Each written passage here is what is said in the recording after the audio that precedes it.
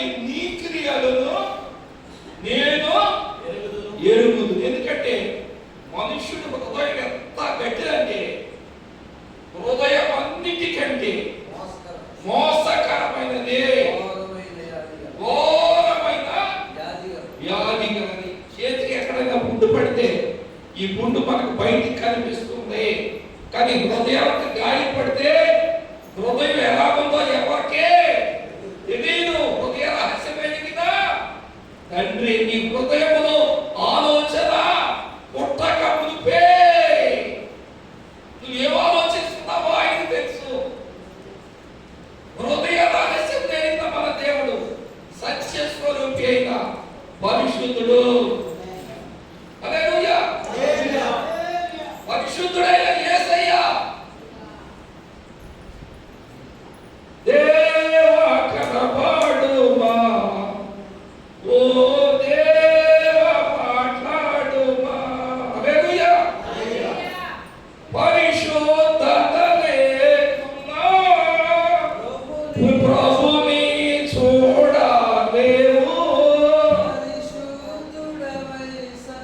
పరిశుద్ధుడవై సన్నిధి చేరుము, దేవ కనబడుమా.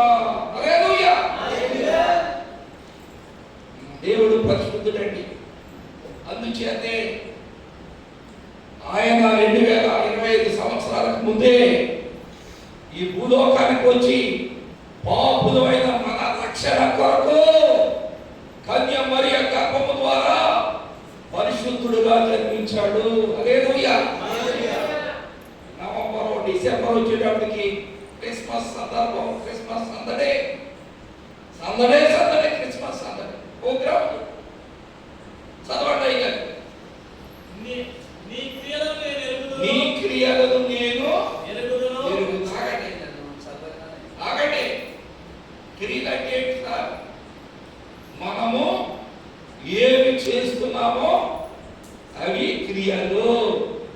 మనుష్యుడికి మప్పి పెట్టవచ్చు, మనుష్యుడికి దాయొచ్చు, దేవునికి మాత్రము దాయలేము. హల్లెలూయా. హల్లెలూయా.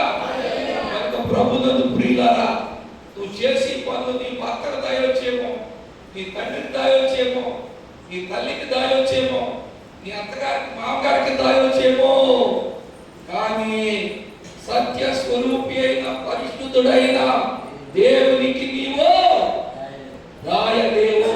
హల్లెలూయా. సర్వాంతర వ్యాపి అయి ఉన్నాడు ఆయన. ఆయనకి మరుగైంది ఏమీ లేదు. నీ క్రియలు నేను ఎరుగుదును. ఇప్పుడు మన క్రియలు ఏమిటో మనం గుండె మీద చేసుకుని అనుకుందాం. అయ్యా, నేను నీకు ఇష్టముగా జీవిస్తున్నానా, ఇష్టడుగా ఉన్నానా, ఇష్టరాలుగా ఉన్నానా లేదా అని మనం ప్రశ్న వేసుకోవాలి.